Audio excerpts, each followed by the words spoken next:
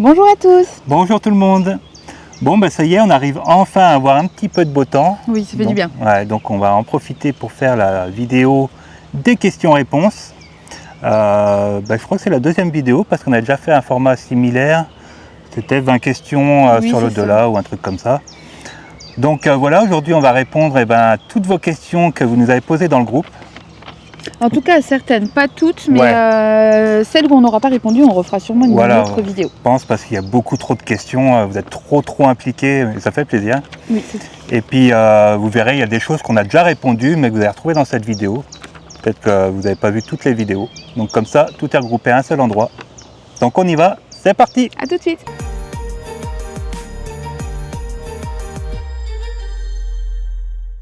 Première question. Connaître votre parcours à Jordan et à toi pour mieux vous connaître tous les deux, nos premières fois en tant que pro, l'événement déclencheur au moment T. Alors moi j'en ai déjà parlé dans plusieurs vidéos. Du coup je vais laisser la parole à Jordan.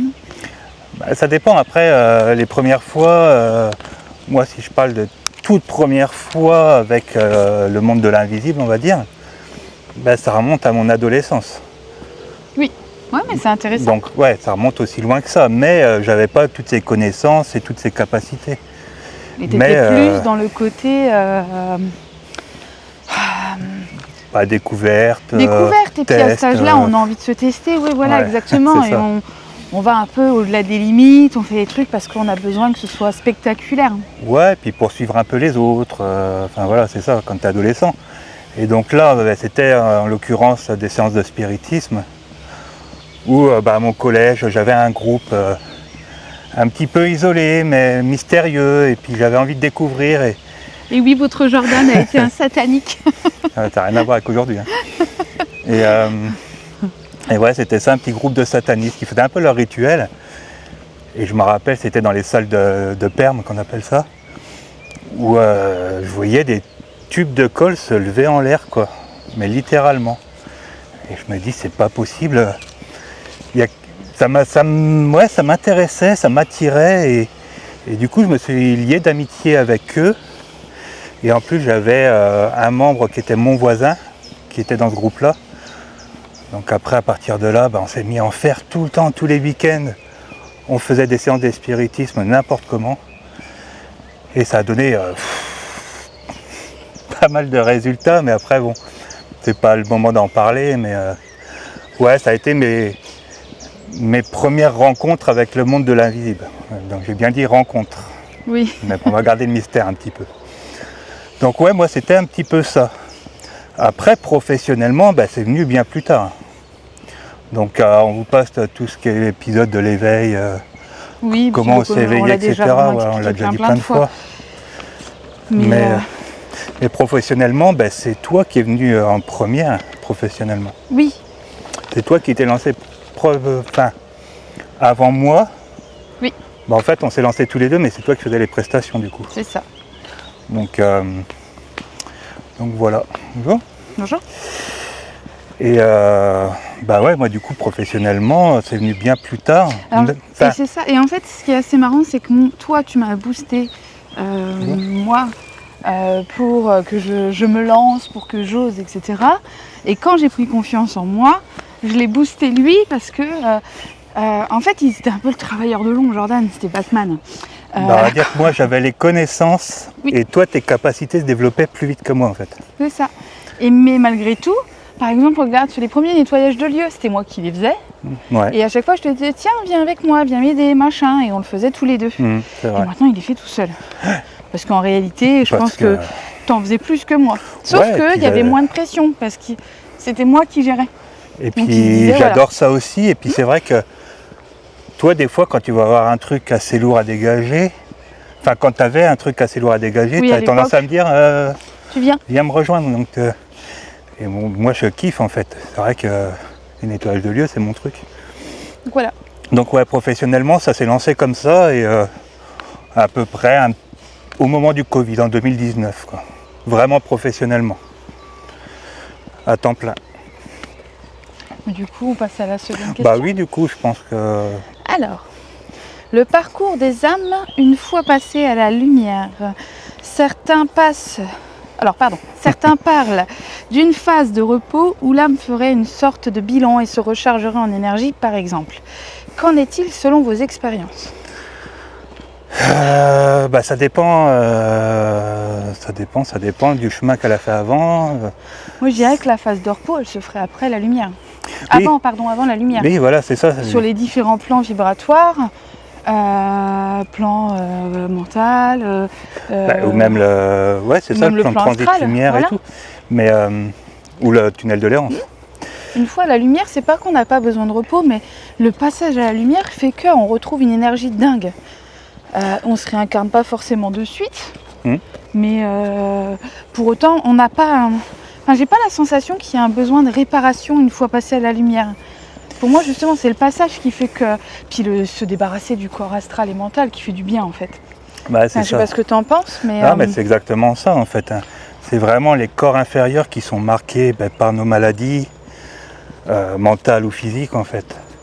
Après, quand on passe à la lumière, on retrouve notre premier corps spirituel. Et il peut, bien sûr qu'il garde en mémoire toutes les expériences de votre vie qui vient de s'écouler. Mais là, vous retrouvez le plein potentiel de votre être, en fait. Vous n'êtes que énergie et que de l'amour. La phase de repos et tout ça, elle se travaille bien avant. Surtout que vous n'avez même pas besoin de vous remettre de vos émotions parce que souvent les âmes, quand elles sont passées à la lumière et qu'on a un contact dans ce cas-là, elles m'expliquent qu'elles ont trouvé... En fait, ça y est, elles sont en paix. Et alors, parce qu'elles sont rentrées à la maison, parce qu'il y a l'amour des proches, etc. Ok. Mais surtout parce qu'en fait, elles comprennent. Par exemple, il y a peut-être un épisode de votre vie qui vous rend triste, en colère, où vous vous dites c'est injuste, où vous comprenez pas ce que ça a pu vous apporter, et puis même d'un point de vue apprentissage, vous vous dites non, pas terrible. Et bien une fois que vous serez à la lumière, vous comprendrez. Donc c'est cette compréhension-là, on comprend. Donc c'est cette connaissance-là qui, pour moi, apporte même encore plus la paix que le reste. Mais de toute façon, c'est ça, Mais je crois que j'explique dans une vidéo précédente, il y a une ou deux vidéos d'avant, je crois que c'est sur le parcours de l'âme un petit peu, où j'explique un peu chaque corps, parce qu'on a 7 corps, chaque corps à quoi il correspond et ce qui nous compose et puis à quoi ils servent. Et on se rend bien compte que le corps astral, le corps émotionnel, on le perd en passant à la lumière. On l'a plus en fait. Donc c'est ça en fait. Donc il y a des phases de repos, mais avant le passage à la lumière. Oui, mais quand tu passes à la lumière, l'énergie de dingue. Il n'y a pas besoin de se reposer. Même nous, sans y passer, quand on fait des passages d'âme, déjà on la ressent. Ou quand on ressent nos guides, ou quand on ressent les êtres essentiels. C'est très différente. C'est un truc de dingue, hein, donc c'est bien avant que ça se fait en fait. Donc voilà. Là, t'étais parti. Oui, je regardais le petit chien devant. C'est vrai qu'il y a du monde aujourd'hui. Et puis il est très beau.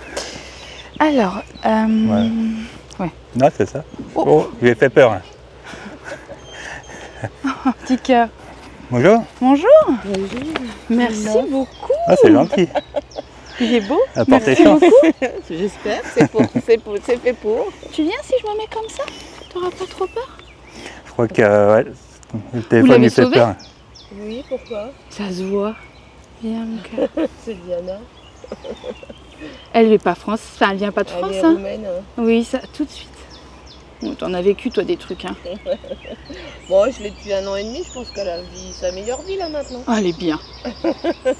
Mais vous êtes vraiment son centre, c'est vraiment vous. Hein. Le point de repère, si vous allez bien, elle va bien. C'est ça. C'est belle. Elle est magnifique. Merci. On vous laisse tranquille. Merci. Bonne journée. Merci, vous aussi. Très beau le chien. Oh, madame, elle m'a fait un joli cadeau, elle m'a offert un trèfle à 4 feuilles. Ouais, c'est sympa. Oui, j'adore les gens. Oh là, on a un groupe de coureurs après, je pense qu'ils vont pas nous offrir des Je vais aller les rejoindre. Donc viens, du on se coup, met par là. La prochaine question. Pourquoi fait-on des fausses couches? Qu'en est-il de cette âme qui n'est pas née? Alors, un gros morceau pareil qu'on a... Oui, on en a déjà pas mal parlé. J'ai conseillé à une dame de la regarder la vidéo d'ailleurs ce matin. De toute façon, je vais faire mes petites recherches. Je vous mets un lien à chaque fois en haut de l'écran qui s'affiche en haut à droite. Là, je vous remets un lien vers la vidéo en question comme ça. Vous avez juste à cliquer dessus. Qu'il est gentil. En fait, sais pas comment le dire parce que j'ai peur que ça blesse et c'est vraiment pas le but. Mais quand il y a une fausse couche, ça veut dire que le bébé n'est pas viable ou qu'il y a eu un problème ou qu'il y a eu quelque chose. Là où ils le savent. Donc ça veut dire qu'il n'y a pas d'âme qui va venir s'incarner. Alors je veux pas que vous pensiez, elle est en train de dire que dans ce bébé auquel je m'étais attachée, il n'y avait pas d'âme, etc. Mais il y a en fait, on va dire si la fausse couche, si tout ça est prévu, j'ai très peur. Si tout ça est prévu, en fait, en réalité, il n'y a pas d'âme qui va venir choisir de s'incarner dans cette vie-là. Si jamais il y en avait une qui était prévue et qu'il y a un IVG qui est fait par choix de la maman ou question de maladie, etc., c'est ça. dans ces cas-là, l'âme, elle rebrousse chemin et elle comprend. Elle comprend parfaitement la situation, le point de vue. Elle a le recul nécessaire parce qu'en réalité, elle commence seulement son chemin d'involution.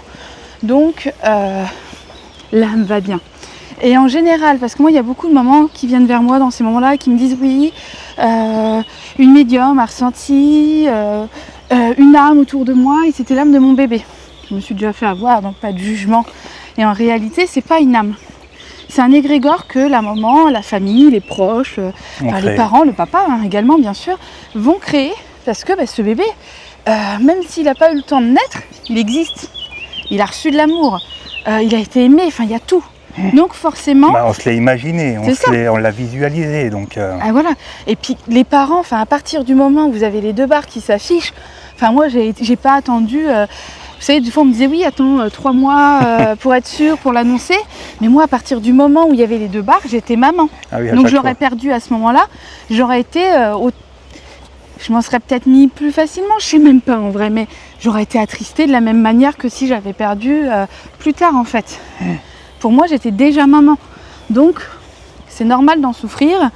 Mais dites-vous qu'il n'y a pas une âme qui a souffert de ça. Dites-vous que la petite âme, au pire, elle fait demi-tour. Et elle le comprend. Elle a cette compréhension. Après, ça dépend à quelle période vous la perdez. Parce que, par exemple, si c'est en début de grossesse, l'âme, elle est encore très proche de la lumière. Elle n'a pas encore fabriqué ses corps inférieurs, etc. Donc, là, il n'y a aucun souci. Par contre, plus le temps avance, et c'est vrai que nous, quand on communique avec des âmes de bébés comme ça, au fur et à mesure de leur involution, ils commencent à se détacher de la lumière et à plus trop avoir de souvenirs, vraiment. Voilà, en fait, ils vont être... Consciemment. Donc, oui, ça va être... C'est pas que c'est moins intéressant, ils vont moins nous apprendre sur... Ils vont être plus le futur bébé que l'âme. Voilà, donc c'est intéressant de communiquer au fur et à mesure, mais... Ils commencent à avoir ce voile de l'oubli de plus en plus présent. C'est ça. Et pour autant, l'âme, c'est tout. Même à ce moment-là, si pour X raisons, c'est pas viable et puis on perd le bébé, l'âme comprend très bien. Et elle restera pas en errance ou quoi que ce soit. En général, ils rejoignent très vite le plan de la lumière. On est presque sur l'instinctif dans ce genre de cas. Donc il n'y a même pas un total chemin inverse à refaire. Pour moi, c'est quelque chose d'assez naturel. Le retour se fait presque un peu naturellement. Le retour à la maison, quoi. C'est ça. On est un peu désorienté quelques minutes ici, par exemple, comme une balade en forêt où on perd un peu notre chemin et puis hop, on le retrouve très vite et on retourne très vite à la maison. Pourquoi vous en faites? Alors, encore une fois, tout est une question d'apprentissage. Parce que, par exemple, peut-être que vous allez faire de nombreuses fausses couches dans cette vie-là, et puis que dans une autre, ça va vous servir à devenir médecin, par exemple, et puis que vous aiderez les mamans pour pas que ça arrive, ou peut-être que vous viendrez psychologue et que vous aiderez les mamans à qui ça arrive. Peut-être que vous travaillerez avec les médecins qui font les FIV, qui font tout ça. En fait, tout est une question d'expérience et d'apprentissage pour vous le transformer après tout ça. Donc c'est sûr, ça ne veut pas dire que sur l'instant ça doit être facile à vivre, mais ça apporte un petit plus quand même à un moment donné. Il y a plein de raisons. Des fois on ne comprend pas tout, mais c'est vrai que bien souvent la guide, ce qui nous explique le plus souvent, c'est que pour aider quelqu'un à faire du passage d'âme, à traverser une période de sa vie, il faut l'avoir vécu, c'est là où on est le plus efficace en fait. C'est comme les guides que vous avez. En général, les guides qui vous accompagnent, c'est les mieux placés pour traverser, vous accompagner dans ce que vous avez vécu. Quand ils en sont plus capables, ils laissent naturellement leur place à un nouveau guide. Donc C'est ici ça. sur Terre, c'est un peu ça, quoi. C'est un peu la même chose. Donc voilà, mais je vous remets la vidéo entière sur l'IVG, on en a déjà parlé. Et c'est vrai je pense qu'on fait à peu près le tour dans la vidéo. Oui, vraiment. Donc voilà. Alors on parle d'IVG, mais ça vaut aussi pour les IMG, Oui, bien sûr. pour les bébés qui naissent plus tard, mais qui naissent quand même par voie basse et qui naissent, qui sont morts-nés. Ça marche pour tous ces bébés. Alors, Question suivante.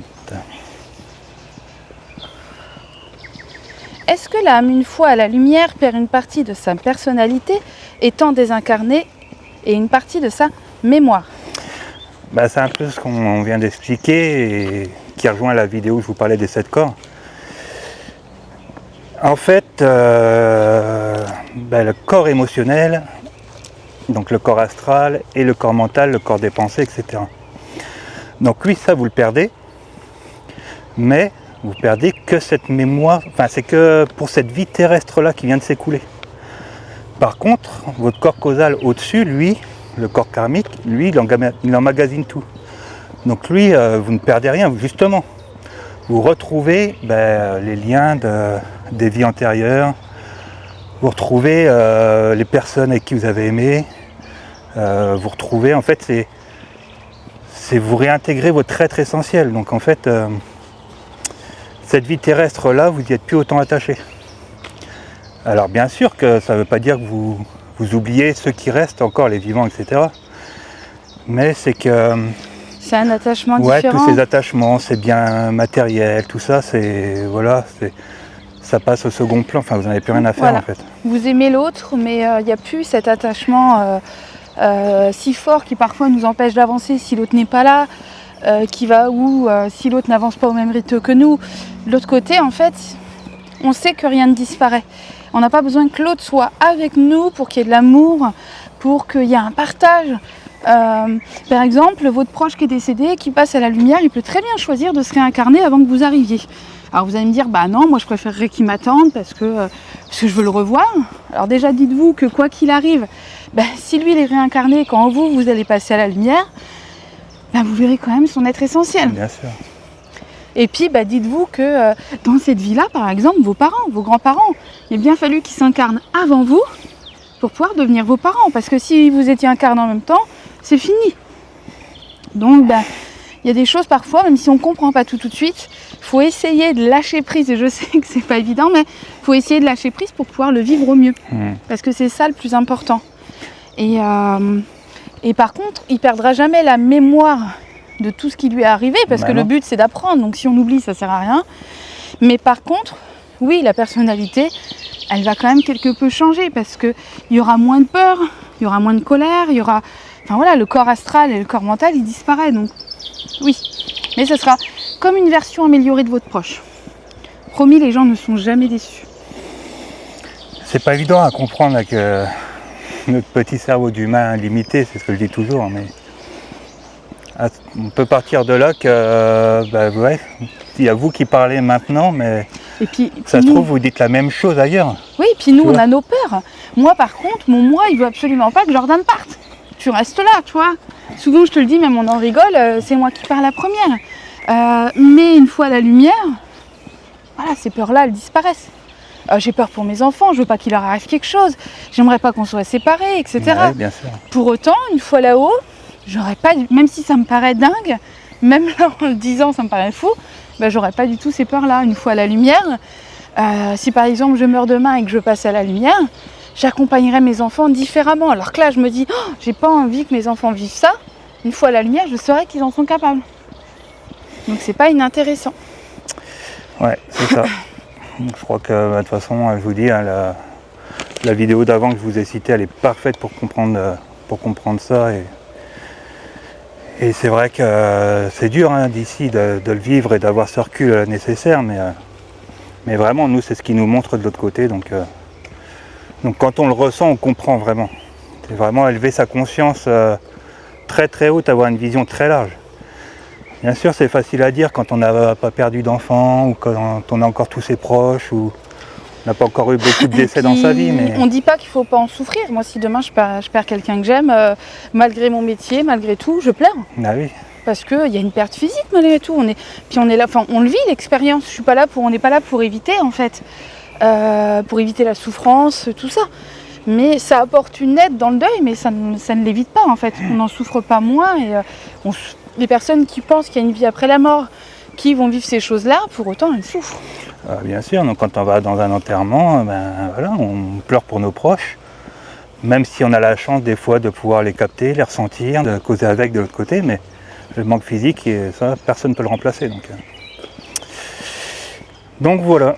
Question suivante. Comment parler à mon âme? Quelle prière faire quotidiennement pour ouvrir mon âme à la lumière? Alors, pour parler à votre âme, il y a plein de manières. Pour vous connecter à votre être essentiel, la méditation, la pleine conscience, et puis il faut le bosser. En fait, il faut le bosser avec l'intention. Alors Jordan, il a fait des musiques. J'ai fait quelques méditations aussi pour rencontrer et se connecter à son être essentiel. Donc, faut en profiter. C'est des bons apprentissages.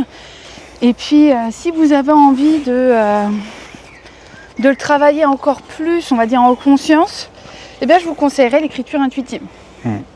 C'est ce qui va être le mieux, le plus efficace, ce qui va vous apprendre le plus.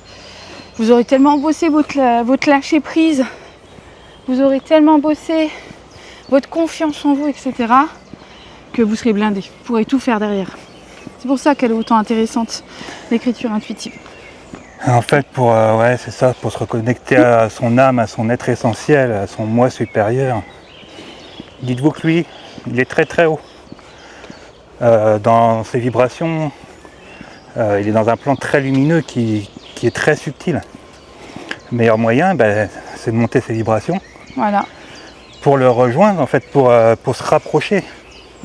Et c'est de faire des choses qu'on aime, c'est de frissonner, c'est de vibrer haut. Et là, on commence à pouvoir capter tous ces êtres de lumière qui sont dans ces plans-là. Que ce soit vos guides ou votre être essentiel. Ou après, selon vos croyances, les anges, les archanges. Je ne me connais pas trop là-dedans. Mais... Et rappelez-vous que votre intention, elle est importante. Vous ne perdez pas dans des prières compliquées, dans des rituels sans fin, hyper compliqués aussi. Le but, en fait, c'est votre intention. Si elle est la plus simple possible, vous pouvez y mettre toute votre force. Vous ne vous concentrez pas sur autre chose.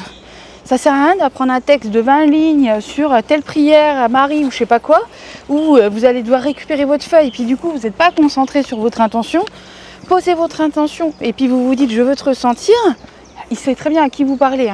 Voilà, je veux te ressentir mon être essentiel et hop, on y va. C'est aussi ça, ça commence par ça.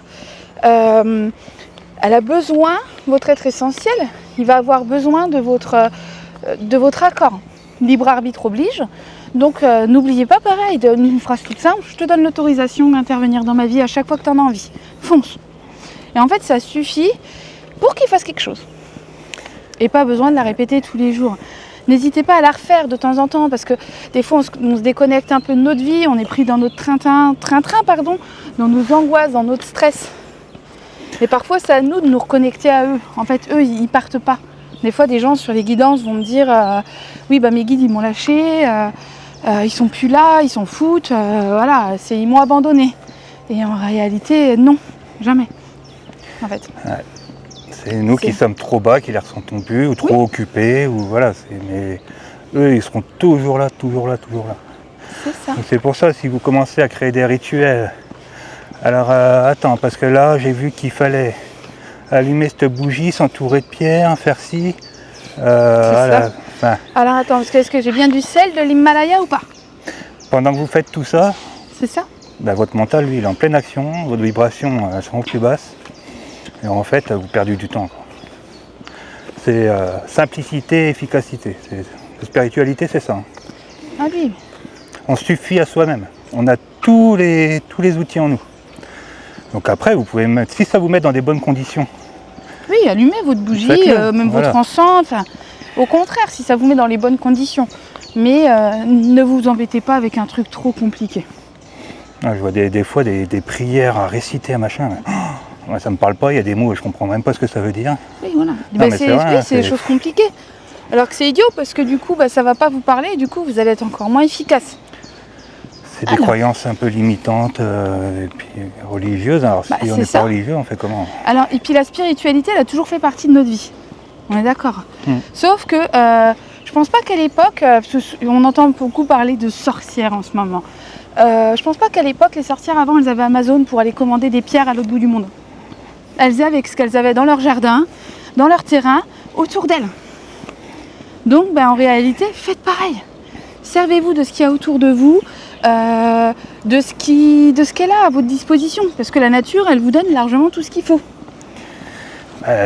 Nos ancêtres, ils n'avaient pas tout ça, ils étaient beaucoup plus ouverts spirituellement, ils étaient beaucoup plus Bon, ça connectés. dépend lesquels. Non, mais ouais, bien sûr, on ne peut pas faire des généralités.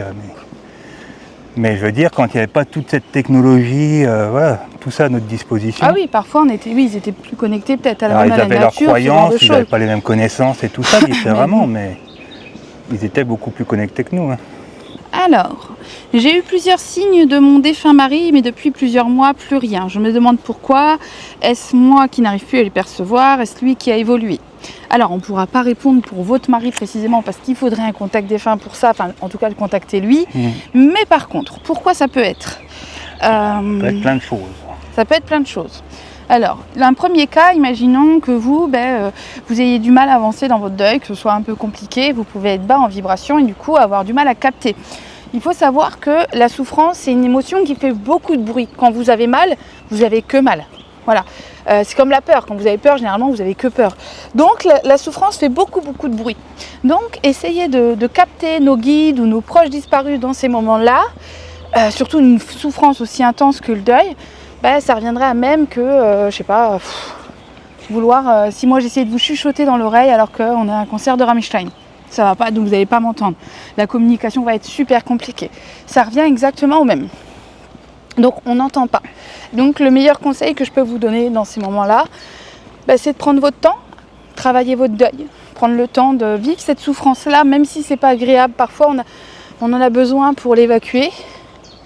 Et puis si vous vous en sortez pas, à ce moment-là, il faut demander de l'aide, que ce soit à des médiums, si vous voulez faire un contact défunt, mais parfois aussi des psychologues, des psychiatres, etc. etc. Il ne faut pas hésiter à demander une aide comme ça pour être soutenu quand on voit qu'on ne s'en sort pas dans le deuil. Ouais, c'est ça. Ensuite, et c'est comme on dit aussi, hein, c'est pas parce que on les ressent plus ou on les ressent pas que c'est mauvais signe. Ah non, voilà. C'est juste que vous, à ce moment-là, vous n'arrivez pas à le ressentir.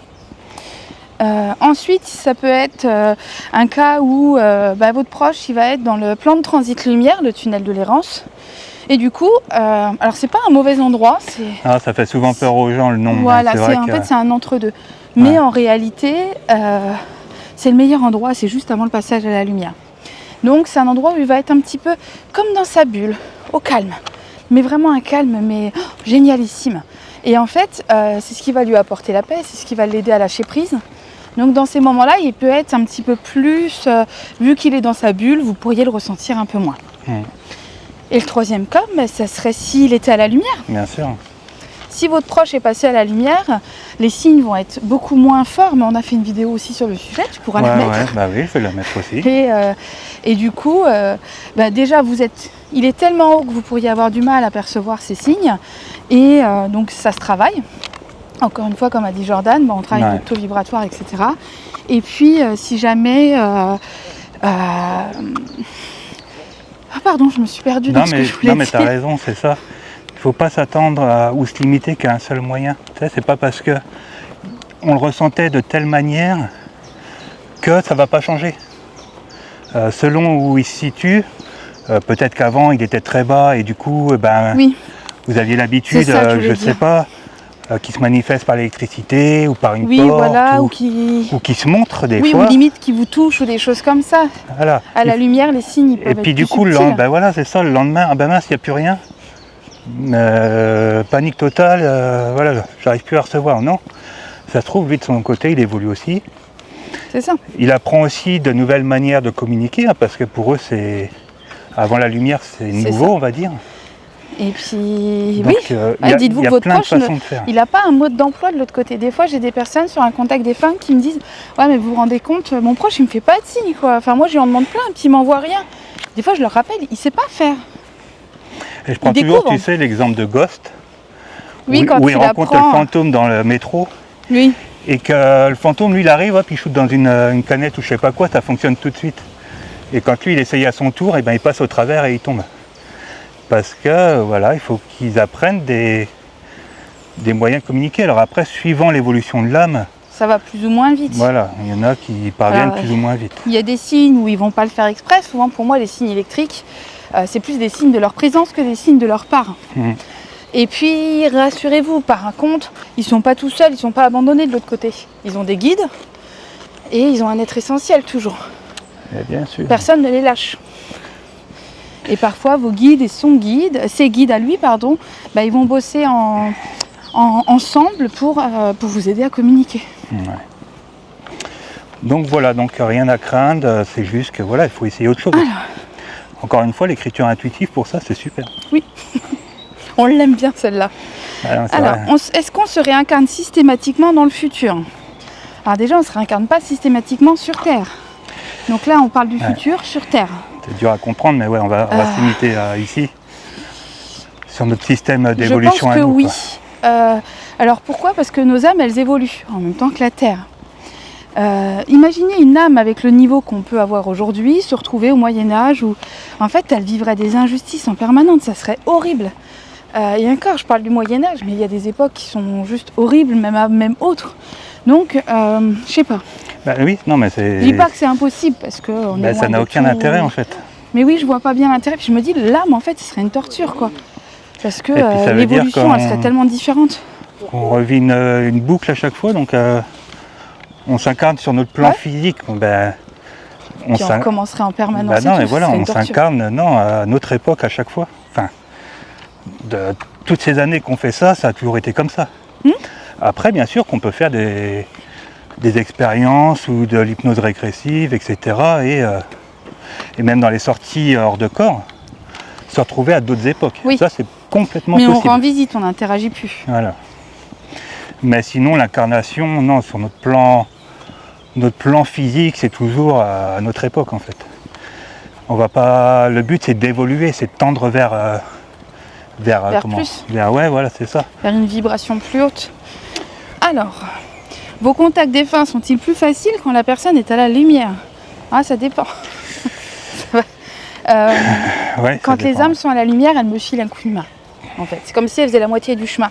Mais moi, je dois beaucoup plus grimper, on va dire, en taux vibratoire, qu'une âme qui va être sur le plan astral ou sur le plan mental. Ça va être, entre guillemets, plus simple pour moi. Par contre, une âme qui va avoir un taux vibratoire très bas en étant sur le bas astral, par exemple, ça peut être compliqué parce que pour le coup, c'est elle qui va avoir du mal parce qu'elle va vibrer de manière plus compliquée. Bonjour. Donc c'est pour elle que ça va être plus difficile parce que du coup il va falloir qu'elle... Alors moi je l'aide au mieux, mais elle va devoir faire l'effort au moins d'aller venir jusqu'à moi. Et en tout cas pour moi, le contact n'est jamais vraiment une conversation comme je peux avoir avec Jordan ou avec vous au téléphone. Et du coup parfois ce sont des échanges, parfois il y a des défunts qui vont montrer des images pour me faire deviner des choses. Mais voilà. Et puis, comme on le disait, pour communiquer avec une âme à la lumière, il faut monter très haut ses vibrations. Et la communication, elle n'est pas la même. Non. Il peut arriver que vous ne reconnaissiez pas votre proche dans ses propos, etc. Si par exemple il est parti très en colère ou très inquiet pour une personne, l'inquiétude elle va avoir disparu et puis la colère aussi. Donc vous pourriez vous dire, non, c'est pas possible, c'est pas mon mari parce que mon mari était très inquiet pour moi. Oui, mais là il est plus inquiet parce que maintenant il sait que vous êtes capable de faire les choses, de surmonter, il connaît la vraie nature de votre âme, pas de raison d'être inquiet. Puis il est détaché de sa vie terrestre, encore une fois, sur la lumière, ils sont un peu plus orientés vers leur propre évolution. C'est ça. C'est pas égoïste, mais... Par contre, ça leur arrive souvent de venir vous aider sur le travail de deuil. Une fois qu'ils sont à la lumière, pour les personnes qui ont beaucoup de mal à faire le deuil. Et en fait, ils vous aident parce que c'est en ressentant leur présence différemment que vous arrivez généralement à aller mieux. Il y a une autre forme de communication, une autre forme de complicité qui s'installe. Ouais, donc ça, c'est pas inintéressant. Alors, le défunt peut-il attendre autant qu'il le veut avant de se réincarner? Complètement. Oui. Ah oui, bien sûr. Libre arbitre, C'est toujours. ça. Il n'y a jamais personne qui ira à l'encontre de notre libre arbitre. Donc oui, c'est son choix, c'est son évolution. S'il veut rester 100 ans ici à vous attendre ou c'est tout, passer directement à la lumière. Servir de guide. Oui, c'est ça, mais Voilà. il a le temps pour passer à la lumière. C'est ça, ce sera toujours lui qui C'est lui qui décidera. choisit, voilà. Et même nous, hein, ne croyez pas que parce qu'un médium ou un passeur d'âme veut le passer à la lumière, il le passe à la lumière. Non. Non. On ne peut pas forcer. Voilà, c'est ça. Quelqu'un en plus, franchement, enfin, ça serait vraiment une éthique pourrie d'imaginer quelqu'un qui forcerait une âme à passer à la lumière. Enfin, non, Ouais. on attend, on respecte. Et puis bien souvent, vous savez, l'âme, elle doit aussi s'épurer, faire son chemin, etc. Bah oui. Si pour elle, il n'est pas l'heure de passer à la lumière parce qu'elle a encore du boulot à faire, bah, elle se verra refuser les portes. Et puis de toute façon, elle n'y montera même pas. C'est ça. Donc ça sert à rien, on ne peut pas forcer une âme à monter. C'est impossible. C'est comme vous, je ne peux pas vous forcer à faire quelque chose que vous ne voulez pas. Par exemple, on le voit bien c'est un peu dans les émissions de télé, les séances d'hypnose, Oui, genre Mesmer, etc. Même sous hypnose, si la personne, son intuition au fond d'elle, elle ne souhaite pas faire la chose, Oui. même sous hypnose, elle ne le fera pas en fait. Bah là, c'est un peu pareil. L'âme, si c'est pas l'heure, si c'est pas le moment, elle passera pas. question suivante. Question suivante. Savez-vous à quoi ressemble la lumière? Car on dit qu'avant d'y être, le défunt peut se créer son univers, mais est-ce la même chose à la lumière ou sont-ils juste des points lumineux d'énergie qui évoluent dans l'infini? Pour moi, il n'y a pas de, Pas évident. physique comme ici. Pas évident à expliquer. Pour moi, on est sur de l'énergie, on est en fait, tout simplement. Il n'y a pas de consistance physique. Donc oui, on est sur de l'énergie, clairement. En tout cas, c'est comme ça que je le visuel, enfin c'est comme ça que je le ressens quand je m'y connecte. La lumière, encore une fois, ça reste un plan, l'énergie, tu peux la créer quand même, tu vois. bien Différemment d'avant, par exemple du plan astral, c'est différent, puisqu'il n'y a pas le même émotionnel. Mais ce que je veux dire, c'est que c'est pas comme dans nos solars Non, où voilà, vous c'est avez ça. les maisons, le petit jardin, limite la petite voiture garée devant, enfin non, voilà. C'est dur à expliquer parce que c'est des choses qui n'existent pas ici, comme des couleurs, C'est vrai, hein, tu peux le voir en vision, mais alors pour expliquer, Enfin, d'ailleurs surtout, même en film, on le voit bien, ils galèrent à reproduire les choses parce que on est plus très, sur très quelque dur. chose du ressenti réellement que de la vision. Ouais, c'est ça. On recroise notre copine. On va avoir un deuxième trèfle. Non. Alors, quand ils sont à la lumière, comment nos défunts peuvent-ils nous aider ou même se sentir concernés s'ils ne se souviennent plus des défis d'ordre matériel et psychologique? Parce qu'ils les comprennent. Et en fait, même si ils ne sont pas autant souciés que vous du paiement de la fin du loyer, ils comprennent pourquoi vous vous en souciez puisqu'ils l'ont vécu aussi. Et puis ils vous aiment.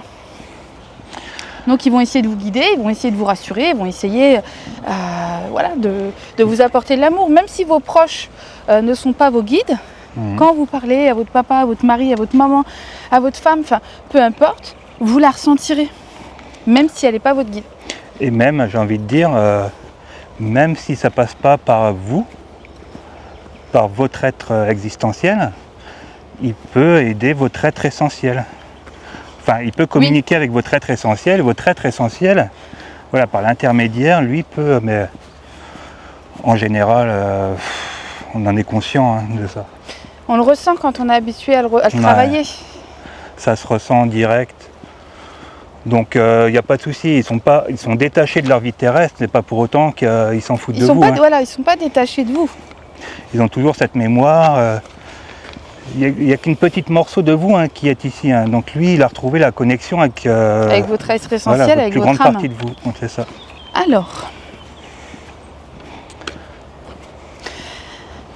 Alors, avez-vous des expériences de contact, d'échange avec des personnes dans le coma? Alors, on C'est l'avait fait arrivé. une fois, mais Ouais. ça n'avait pas vraiment fonctionné. Ça avait été très assuré, on va dire. Mais je pense que ça venait aussi de ma propre expérience. Déjà, c'était un proche à C'est vers moi, les donc débuts aussi. émotionnellement, voilà. Et je pense que je manquais un peu d'expérience, tout ça. Mais ça serait quelque chose que j'aimerais bien refaire. J'ai pas eu de demande jusque-là, mais c'est quelque chose que je trouve très très intéressant. Après, on va dire, alors c'est pareil, le plus souvent, une personne dans le coma, elle va se trouver généralement dans son corps éthérique. Donc elle va rester très proche de son corps physique. Bien souvent, elle reste dans les alentours. C'est dans un hôpital, elle va être capable d'entendre un peu ce que disent les médecins, la famille. Et c'est souvent qu'ils sont capables de rapporter des choses, un peu comme les EMI. Ça marche un peu de la même manière. Sauf que les EMI, bon, on peut aller bien plus loin. Mais moi, d'après mon expérience, je sais que la plupart du temps, c'est dans le corps éthérique qu'ils se trouvent. Après, je pense qu'ils peuvent aller dans leur corps astral et partir bien plus loin. Oui, c'est ce qu'on est en train de m'expliquer en fait. On est en train de m'expliquer en direct là que quelqu'un qui va être très longtemps dans le coma, d'un point de vue instructif, le fait qu'il reste dans sa chambre d'hôpital, ça ne va pas apporter grand-chose. Donc très rapidement, on va le libérer de son corps éthérique. C'est pas qu'il se désagrège, mais on n'en est pas loin. Il disparaît pas, mais c'est comme s'il devenait une substance poreux en fait. Ouais, et du coup, de ce qu'on m'explique, l'âme en fait est capable d'aller un petit peu plus loin et du coup va être sur le plan astral. Mais je crois qu'on me l'a dit en même temps. Je crois qu'on l'a reçu tous les deux en même temps. Mais ouais, voilà, c'est ça. Donc, voilà. C'est vrai que par contre, c'est une expérience que j'aimerais vraiment faire parce que je la trouve très intéressante. Je crois qu'on a une expérience de partager comme ça sur le blog. Sur, tu sais, le passage d'Henri ou un truc comme ça. Je crois qu'on a eu une âme dans le coma ou un truc comme ça. Faudra que je recherche. On a essayé une, mais ça n'a pas fonctionné et je crois pas avoir écrit dessus. Et je me rappelle qui c'est. Mais dans tous les cas, ce qui est bon à savoir, c'est que les personnes dans le coma, parlez-leur. Oui. Généralement, elles vous entendent et ça les aide. Même si vous n'êtes pas à côté du corps, du coup, vous savez qu'elles reçoivent vos messages. Et c'est pareil, tiens, j'en profite pour faire une parenthèse, mais bien souvent, les gens me disent, bah oui, mais alors, s'il est dans le coma et qu'on lui parle et qu'il nous entend, et qu'on lui demande de réintégrer son corps physique, pourquoi il ne le fait pas? Parce que c'est pas lui qui fait. Parce qu'encore une fois, déjà, il a son libre arbitre. Et puis lui, lui a peut-être des informations comme quoi son corps physique, c'est plus possible pour lui en fait. Que s'il revient, il va souffrir, ou il aura plus conscience de ce qu'il est, etc. Ou c'est peut-être pas encore le bon moment, il y a peut-être encore besoin de temps. C'est son choix en fait. Encore une fois, on ne peut pas l'y obliger. Et lui a peut-être des informations que nous n'avons pas. Donc ça se respecte après, mais il faut leur envoyer de l'amour, ça les aide. Quoi qu'il arrive, même s'il ne décide pas de revenir dans son corps physique, ça l'aidera pour après. De l'amour. Comment les guides se sont-ils présentés à vous? Avant qu'ils ne soient intermédiaires entre vous et les personnes décédées, y a-t-il des échanges, questions-réponses avec eux? Alors comment les guides se sont présentés à vous? Les guides de moi, je pense? Nos guides, je pense, c'est la première fois qu'on les a reçus, je pense. Alors moi, la première fois que j'ai ressenti et vu un de mes guides, c'était avec une méditation guidée. Et je me rappelle, j'étais dans mon lit, j'étais posée au calme. Ça c'est quand on n'avait encore que 2 enfants. Et donc j'étais posée au calme. Et j'ai fait la méditation guidée, je serais incapable de vous redire laquelle. Et donc c'était pour rencontrer son être essentiel, enfin son guide, ses guides. Et en fait j'ai vu une dame, donc vraiment dans l'encadrement de la porte de ma chambre. Elle m'a souri, c'était une belle femme, elle était magnifique. Et j'ai su de suite que c'était ma sœur. Donc en fait ma maman a perdu un enfant. J'ai une de mes sœurs qui est décédée à 15 jours. Elle avait 15 jours de vie ou un mois, je ne sais pas, pardon si je dis des bêtises. Et donc moi je ne l'ai pas connue, hein, bien sûr. Moi je suis arrivée bien après. Et donc j'avais pas connu ma sœur, je l'ai pas connue, c'était pas forcément un sujet dont ma maman parle beaucoup parce que c'est douloureux. Mais j'avais vu des photos et tout ça, mais d'un bébé de 15 jours. Et là j'avais une femme je sais pas, c'est dur de donner un âge, mais d'une vingtaine d'années devant moi. Voilà. Mais je savais. Elle te montrait comme ça à toi parce que... Voilà, parce que si j'avais eu un nourrisson de 15 jours, j'aurais peut-être paniqué. Et voilà, un guide, t'as pas vraiment de... Voilà, c'est ça. En fait, elle s'est représentée peut-être même sur la dernière apparence physique qu'elle avait eue avant, j'en sais rien. Mais je savais que c'était Virginie, je savais que c'était elle. Et je me rappelle que j'ai ouvert les yeux, je l'ai vue, j'ai ouvert les yeux, et je t'ai dit putain, mon cœur. Tu l'as vu en clairvoyance? Alors, oui, mais j'avais les yeux fermés. Enfin, toi, c'était l'image, mais par contre, oui, voilà, c'était tellement fort que pour le coup, encore une fois, c'est quelque chose que j'ai pas pu remettre en question. C'est ça qui était intéressant. C'est ça, les guides, ils passent toujours par nos nos capacités psychiques, par le subtil en fait. Donc on les voit. Moi je crois que c'est pareil, je les ai ressentis, enfin je les ressens beaucoup plus que je les vois moi. Je crois qu'ils Moi ne sont aussi, jamais maintenant. montrés trop à moi. Je crois que Virginie, c'est la seule qui s'est montrée comme ça, et ton être essentiel à toi. C'est les deux seuls. Après, je les ressens, mais en même temps, juste les voir, c'est pas forcément très très utile. C'est pas nécessaire et puis Les il faut avoir ressentir la est bien clairvoyance plus... en plus de développer puisqu'ils ça. se montrent généralement par image ou voilà donc Donc le clair ressenti dans ce genre de cas, je vous promets que c'est 10 fois plus intéressant. Ça vous permet tellement plus de choses. mais puis nous maintenant c'est tous les jours, ils sont quotidiens, on les ressent tous les jours, on n'y fait même plus attention. Enfin si parce que c'est toujours Oui. puissant énergétiquement, mais voilà c'est devenu quelque chose de normal. Ça fait quoi. partie de notre quotidien. Voilà c'est ça. Après c'est vrai que vous dire quand, je pourrais pas vous dire pour la première fois. Quand plusieurs personnes décèdent en même temps, comme par exemple dans un accident d'avion, les âmes restent-elles groupées ou leur chemin se sépare-t-il aussitôt? Suivent-elles une même voie jusqu'à un certain moment? Alors, il y a le lien du drame qui s'impose. Mais par contre, elles vont avoir chacune leur propre chemin, parce qu'au moment de leur mort, elles n'ont pas le même taux vibratoire. Donc déjà, elles ne vont pas forcément être tous sur le même plan. C'est ça. Surtout si c'est une mort qui est un peu subite, etc. Par exemple, si vous mourrez en même temps que qu'un proche, il y aura quand même sûrement un lien. Pas obligatoirement, mais il y a des grandes chances. Oui, mais ce que je veux dire, ouais, c'est ça, tu l'as dit, pour vous expliquer, allez, simplement, on va dire chaque plan est composé de sous-plans en fait. Un peu comme un immeuble, et puis généralement quand on meurt d'une mort violente comme ça, on va dans le plan éthérique, mais lui a plein de sous-plans, donc forcément vous n'êtes pas forcément au même Donc ça endroit. va vraiment être au cas par cas. Ouais, c'est suivant après beaucoup de choses, hein, votre conscience, votre évolution et tout, donc C'est ça? donc Par généralement non, on peut se retrouver Après, à voir peut-être. personne. Oui, Tu vois, mais par exemple, là, on a fait sur un accompagnement passeur d'âme, on a fait un contact avec un sous-marin qui a implosé, etc. On n'a pas eu de contact avec chaque âme, mais par contre, on en a fait passer plusieurs à la lumière. Donc c'est vraiment ça qui est intéressant, c'est de se rendre compte que ces âmes-là, c'était des personnes qui étaient habituées à travailler ensemble, qui étaient attachées. Ils voyaient même, à mon avis, plus souvent leurs collègues que leur famille. Il y avait un attachement qui était fort. Je pense qu'il y a un attachement qui est fort, mais il y a aussi une espèce de... On prend soin des autres. Et donc là, je pense qu'il y a eu une intention de rester, pour certains, en groupe. Et quand on les a fait passer, ils sont passés en groupe. Après, encore une fois, ça peut être aussi un égrégore qui se forme. Oui.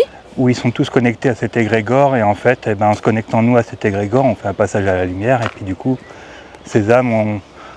Alors quand on fait un passage à la lumière, encore une fois, on ne les passe pas forcément à la lumière, mais on va les aider un peu à monter.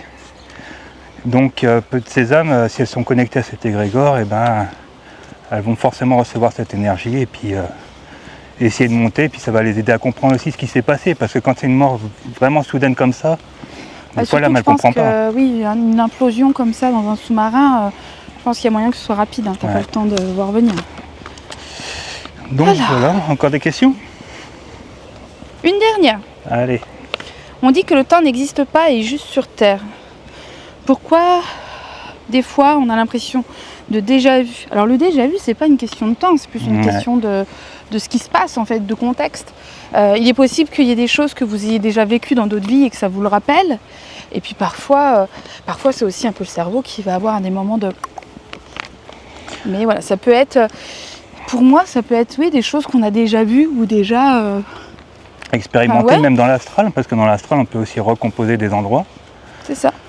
Et il y a tellement de possibilités, en fait. C'est vrai que nous, on est tellement limité ici sur notre plan physique, mais le déjà vu, bien souvent, c'est ça, en fait. C'est soit vous êtes déjà venu dans ce lieu, soit on vous l'a montré pendant votre rêve, ou voilà, ça peut être plein de choses. Alors, petite dernière qui faisait partie du même texte. Notre corps vieillit, mais dans quel but si on est supposé être énergie? Alors,